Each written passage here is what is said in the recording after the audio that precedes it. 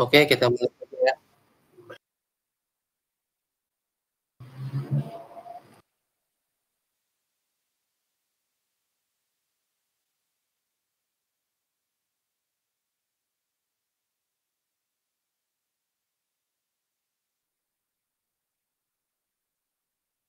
Serangan-serangan. Ada beberapa cyber yang biasa terjadi yaitu malware, phishing, ransomware, denial of service, man in the middle, dan hacking. Dan injection ini sering terjadi ya. Kemudian ada juga exploit yang sebenarnya pembagiannya tuh lumayan banyak tuh di malware. Phishing ini kan salah satu jenis serangan cyber yang bisa dibilang lumayan udah lama ya cara phishing ini, cara serang cyber phishing ini. Cuman dia masih sampai sekarang tuh masih bisa dibilang tetap dipakai karena memang nggak ada cara mencegahnya itu kecuali dengan sosialisasi dengan masyarakat. Oke, kita mulai. Malware sebenarnya adalah software apapun yang secara sengaja didesain untuk menyebabkan gangguan pada komputer, server, klien maupun jaringan komputer yang bisa membocorkan informasi pribadi, mengambil akses ke informasi atau sistem yang tidak diinginkan, menghalangi akses ke informasi, atau dengan tanpa diketahui mengganggu security dan privasi pada komputer user. Tipe-tipe malware itu ada virus ini yang biasa terjadi, kemudian ada worms. Worms ini tipikal malware yang dia itu berjalan sendiri, gitu. Kemudian worms ini bisa menyebar ke komputer lain jika komputer tersebut terhubung dengan misalkan ke kabelan gitu atau apapun itu. Dan worms ini bisa berkembang biak gitu. Dia juga tipikal malware yang mengganggu lah, bukan kayak informasi, cuman mengganggu aja. Kemudian ada Trojan ini tipikal malware yang dia itu berjalan sendiri juga, cuman bedanya Trojan ini mengambil data kita gitu. Kan kalau ini kan dia mengganggu aja. Kalau Trojan ini dia mengambil data kita. Kemudian ada ransomware.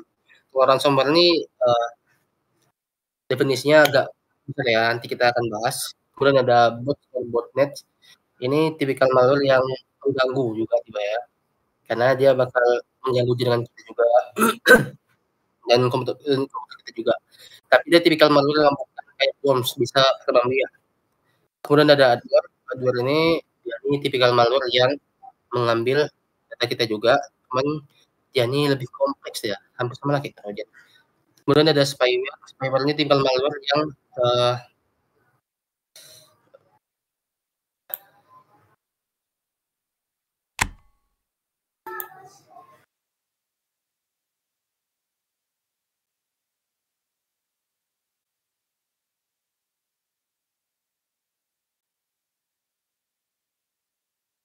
spyware ini tipikal malware yang dia tuh seperti namanya spyware.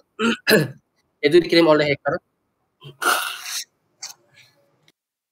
Yaitu dikirim oleh hacker untuk mencari informasi dari korban, dan dia bukan tipikal malware yang muncul tiba-tiba. Oke, Trojan sama worms kan dia muncul tiba-tiba.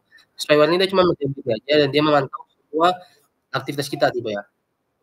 Sampai dia mendapatkan apa yang dia inginkan, baru dia akan spyware ini. Atau kadang juga bisa dibikin sama si hacker ini spyware ini untuk membuat payload di PC kita. Kemudian ada rootkit ini jadi tipikal malware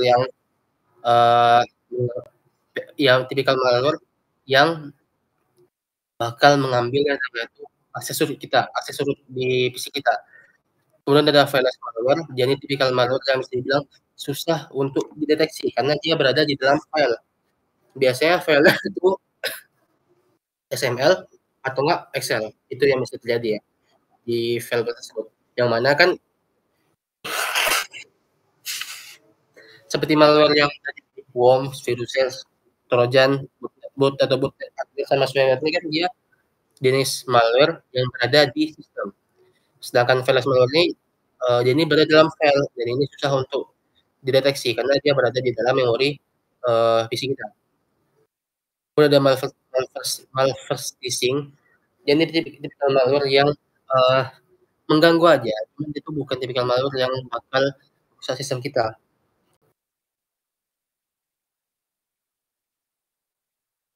Biasanya kalau kita udah kena malverse phishing ini, PC kita itu bakal dibanjiri oleh banyak iklan, dan ini hampir samalah kayak adware-nya.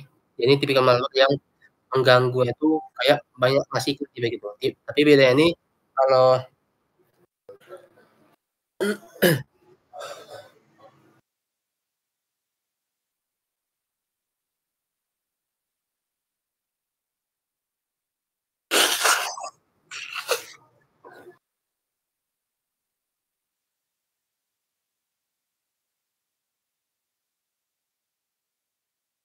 malverse phishing ini kan tipikal malware yang,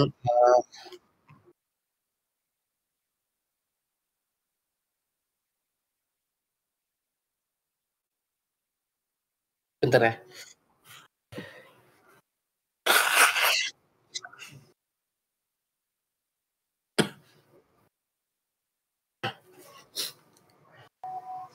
Dia tipikal malware yang, banyak bakal dikirim iklan ke PC kita dan kalau malverse phishing ini, dia ini hanya iklan biasa aja, nggak kalau adware ini dia iklan kadang-kadang iklan itu ada link, phishing-nya, kadang ada link untuk virusnya.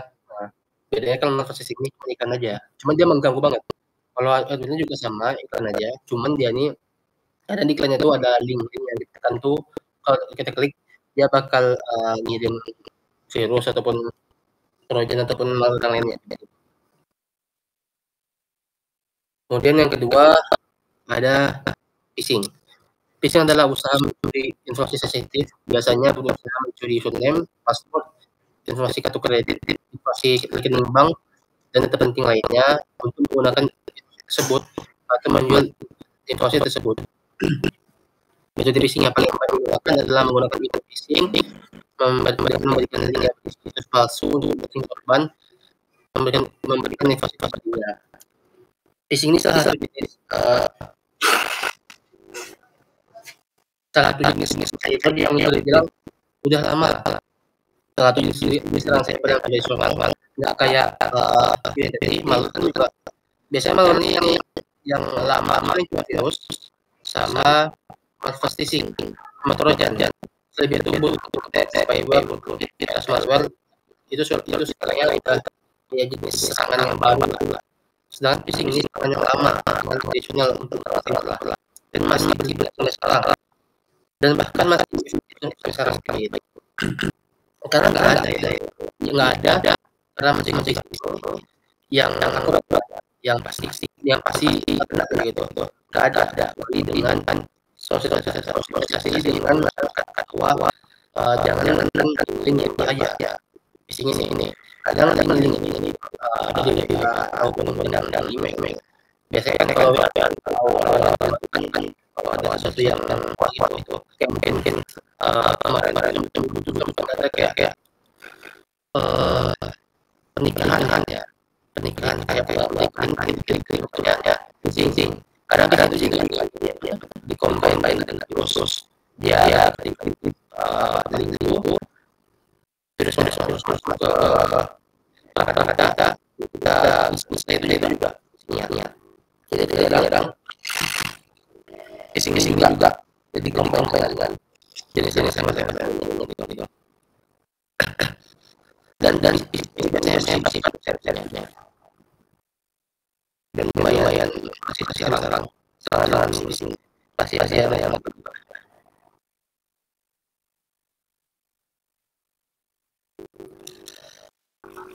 kemudian ada langsung buat jelas jahat atau yang mengancam dan macam-macam tentang membuat akses ke data atau sistem tinggal nggak berbahaya. Cara historis langsung menargetkan individu namun belakangan jadi manusia yang melakukan organisasi semakin luas dan semakin sulit untuk dicegah dan berulang-ulangi dengan langsung media kelompok penyerang menggunakan intelijen yang telah dikembangkan untuk memproses akses jaringan perusahaan. Beberapa serangan seperti ini sangatlah canggih, sampai penyerang menggunakan dokumen keuangan internal yang mereka ungkap untuk menetapkan harga tebusan. Yang mana seperti ini kemarin tuh ya yang terjadi di Kominfo yang data yang diambil, kemudian kalau kita nggak bayar, nggak tebusan, data itu nggak bakal dikembalikan ke kita. Sekarang semua ini juga serangan yang amat, serangan tradisional. Cuman cara seperti ada gitu. Itu kalau tadi phishing itu kan juga serangan tradisional itu. Cuman phishing ini kan nggak ada cara mencegahnya kecuali dengan sosialisasi dengan masyarakat. Dengan seperti ini ada caranya yaitu dengan cara enkripsi. Kita kunci data kita tuh atau enggak kita backup. Ya cuma itu aja untuk mencegah seperti ini. Antara kita bikin enkripsi data kita atau kita bikin backup data kita. Gimana kalau enkripsi ketika data tersebut dicuri oleh si hacker, dia nggak bisa buka karena kan data itu udah terkunci dengan kunci enkripsi ya macam-macam lah, ada SSA dan SSA segala macam gitu ya. Kalau cara kedua dengan backup data, ya backup data ini adalah cara yang paling umum dilakukan ya.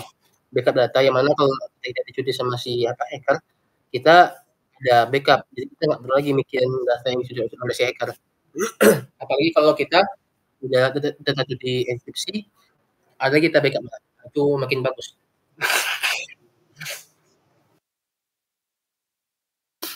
Kemudian ada DOS, dan ada juga namanya DDoS.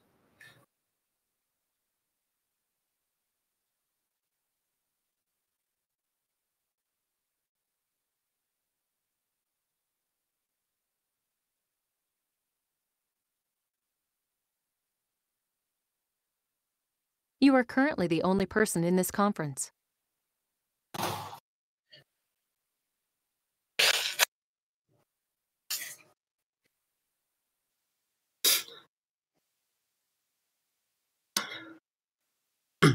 Serangan DOS sama sistem keterbatasan daya, baik bandwidth menyimpan memori, server, dan kelemahan lainnya.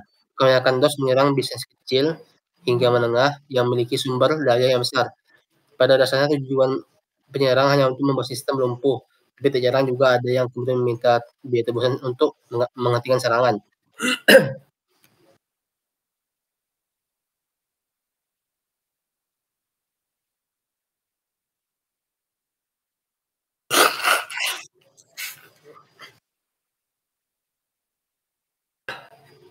Dapat ya nanti biasanya kalau udah selesai webinarnya nanti tinggal isi aja kuesionernya. Kira-kira 1 kali 24 jam ya. Nanti bakal keluar gitu. Setahu saya gitu. DOS ini serangan yang bisa dibilang baru gitu ya. DOS ini kayak kita tuh misalkan gini lah, ada suatu roti kan, ada suatu roti dan kita mau membeli roti itu. Tapi pas kita pergi ke sana ke toko roti itu, rupanya toko roti itu udah dipenuhin sama orang-orang yang sebenarnya itu cuman untuk menyemak aja, nggak untuk membeli roti. Sehingga kita yang membeli roti terhalang oleh mereka karena kan toko roti sudah penuh sama manusia gitu. Yang mana manusia di toko roti itu cuman ya dianggap ya cuma menyemak gitu. Itulah contoh dari DOS tiba itu. Dan biasanya di-combine dengan nih booted biasa gitu. Dan DOS ini termasuk serangan yang baru ya tahun-tahun terakhir nih DOS nih. Dan dia biasanya menyerang sebuah sistem yang masih kecil gitu. Kalau sistem yang besar biasanya kan juga besar tuh kapasitasnya. Ibaratkan kalau bisnis kecil toko roti, yang mana kan toko roti itu ya berapa sih ukuran toko tiba gitu, ya mungkin orang masuk kurang udah penuh. Tapi kalau bisnis yang besar yang kita ibaratkan mall itu butuh beribu-ribu orang untuk memenuhi mall tersebut, yang mana kan orang-orang untuk datang aja nggak beli gitu. Sehingga menghalangi orang-orang yang ingin jadi pemilik barang di situ. Itulah ilustrasi serangan denial of service.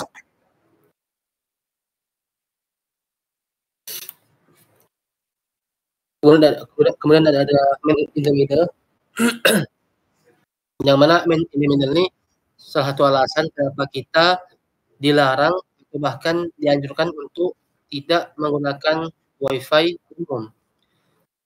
Man in the middle adalah serangan istilah umum ketika pelaku memposisikan dirinya dalam percakapan antara pengguna dan aplikasi, baik untuk menguping atau menyamar sebagai salah satu pihak dan membuatnya tampak seperti pertukaran informasi yang normal. Tujuan serangan man in the middle adalah untuk mencuri informasi pribadi seperti kredensial login, detail akun, dan nomor kartu kredit. Target biasanya adalah pengguna aplikasi keuangan, bisnis, SAS, situs e-commerce, dan situs web lainnya yang memerlukan login. Ini sebenarnya salah satu serangan yang baru juga, dan ini individual itu yang gini. Ini kan user nih, ini aplikasinya atau webnya lah, web gitu. Seorang user mengakses aplikasi, tentu dia memberikan request ke aplikasi tersebut atau tersebut, yang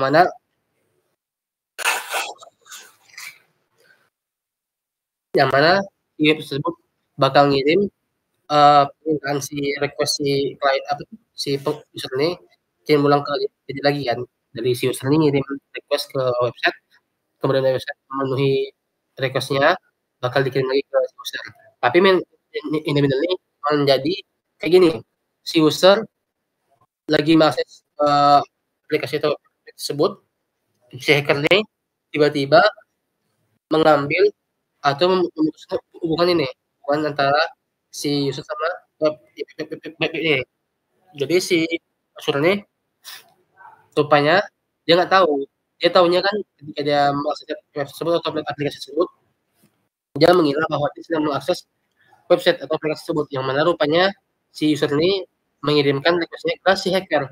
Yang mana si hacker-nya itu berpura-pura sebagai si web ini.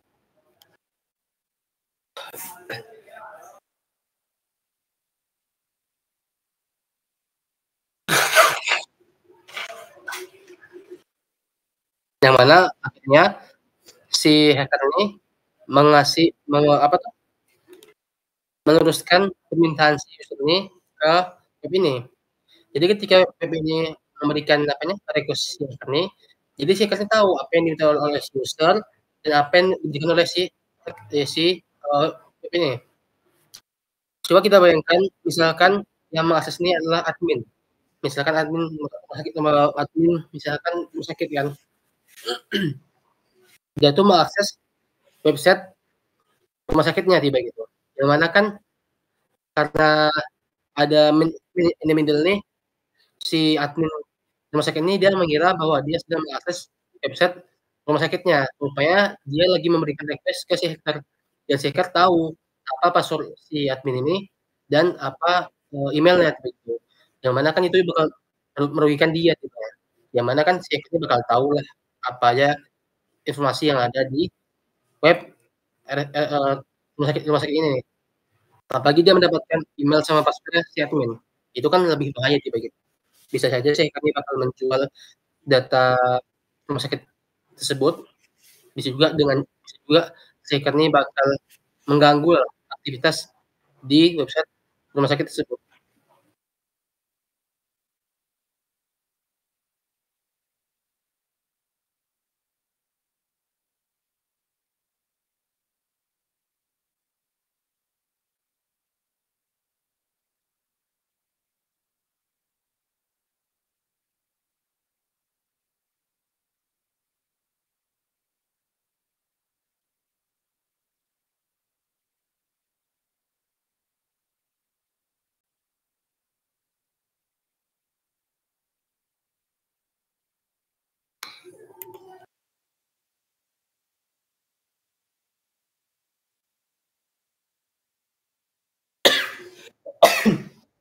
Dan man individual ini salah satu serangan yang dibilang jarang terjadi.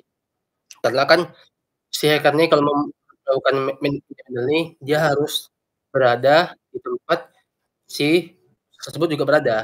Tambah dia juga berada di dalam satu jaringan dengan si user itu.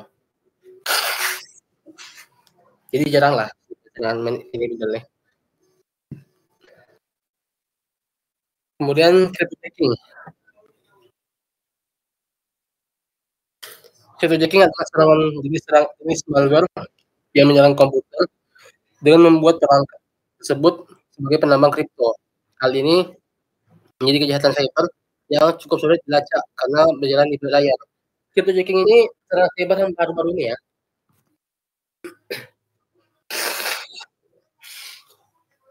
Dia baru ada belakangan ini lah, crypto jacking ini. Jadi begini alurnya. Pertama si hacker bakal ngirim email, malicious link email, yang mana email tersebut berisi malware ini, crypto jacking. Rupanya email ini malah dilihat oleh target dan dia mengkliknya. Ketika dia mengkliknya, maka malware tersebut masuk ke dalam PC-nya kan, otomatis langsung menambah kripto malware tersebut. Dan si malware ini akan menambah kripto di PC korban. Tapi dia pintar. Anggaplah PC tersebut punya power 100% kan.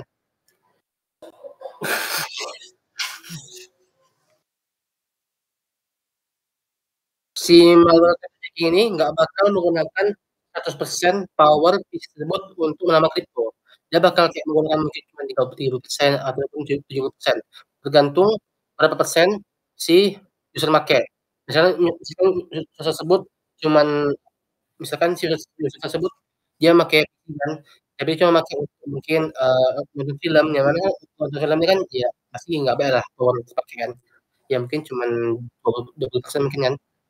Nah, si malware tersebut bakal make 80% power PC tersebut untuk menambah kriptonya, yang mana itu pun juga susah bakal dilacak karena nggak nampak. Kita nggak tahu PC kita itu dipakai untuk nambah kripto apa kita nggak tahu, karena memang malware ini dia nggak mengganggu, karena dia nggak make 100% PC kita. Karena kan kalau kita make, karena kan kalau dia makean semua orang kan bakal terasa tuh, kok agak lemot gitu. Tapi ini enggak, dia bakal kayak cuman beberapa persen aja populasi kita. Dan semakin banyak si hacker ngirim email, semakin banyak si hacker ini dapat penambang kripto di PC. Misalkan dia udah masuk ke malware kripto ini udah di mungkin sekitar 10 PC gitu kan. Nah, semakin cepat si hacker ini menambah kripto gitu. Dan langsung masuk ke dompet digitalnya. Dan ini termasuk malware yang baru ya, crypto jacking-nya.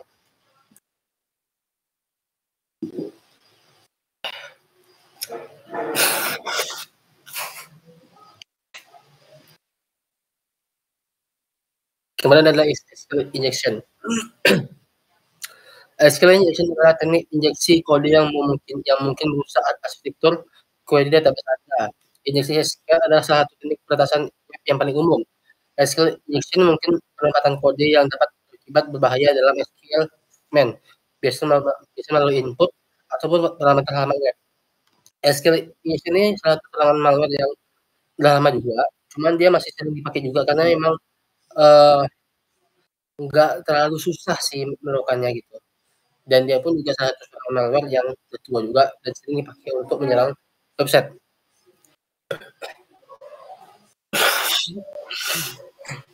Biasanya dia bakal mengedit query SQL di bagian.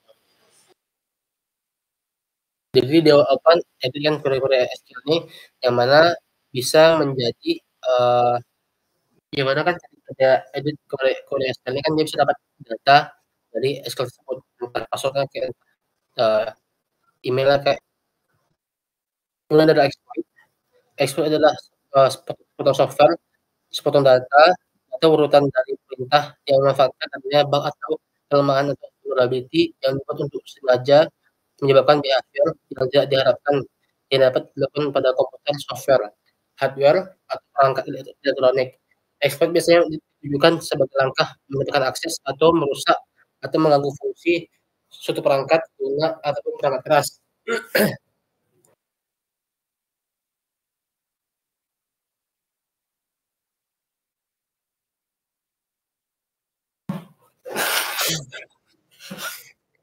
Exploit ini serangan baru ya. Jadi contohnya gini, ini, inilah istilahnya, eee, kita punya rumah, yang mana rumah tersebut pasti ada dong, jendelanya, ada pintunya. Suatu malam, kan kalian tentu malam tutup jendela tiba-tiba, tutup jendela, tutup pintu. Rupanya kalian nggak sadar kalau jendela kalian ini mungkin di bagian belakang mungkin itu ada rusak, sehingga maling bisa masuk dari jendela belakang. Nah, itulah exploit nih. Jadi masuk dengan cara, eee, mencari kelemahan sistem tersebut. Yang biasanya kalau semakin canggih sistem tersebut, semakin canggih ya sistem tersebut, semakin banyak, jalan masuknya. Ibaratkan sebuah gedung kan banyak tuh, jendelanya gitu kan. Nah, semakin ini jendelanya semakin mudah juga sih kami masuk. Cuma memang, untuk masuknya kan juga lebih susah gitu ya, kalau semakin bagus, sistem tersebut. Dan ini bisa bakal mengganggu si user, tipikal malware yang mengganggu. Sama kayak tadi trojan sama worms. Kemudian ada posisi serangan, inilah jenis serangan yang bisa terjadi, tapi untuk mendapatkan yang tahun 2024 ini itu lebih susah. 2023 pun kayaknya jarang sih, kayaknya nggak ada sih 2023. Itu cuman sampai 2017 saja yang ada laporannya kayak begitu. Yang pertama ini cross scripting, jadi kayak apa, kayak kayak ini, kayak ini, flash malware, SSL injection, traversal, acid leak, XML injection ini, eee, XML ini kayak sama-sama lah kayak cross scripting nih. Terus tadi yang saya bilang, ada beberapa file yang sering digunakan untuk meng-hack, untuk dikirim untuk memasukkan, virus. Salah satu file yang sering digunakan untuk memasukkan virus itu adalah XML. XML sama Excel. Ada HTTP tampering, server side template injection, dan ada teks. Oke, kalau ada pertanyaan silahkan ditanyakan, saya akan menjawab sebisa saya. Karena juga saya lagi Ramadan tiba ya. Kalau ada pertanyaan silahkan di chat ataupun buka mic-nya. Saya akan menjawab sebisa saya.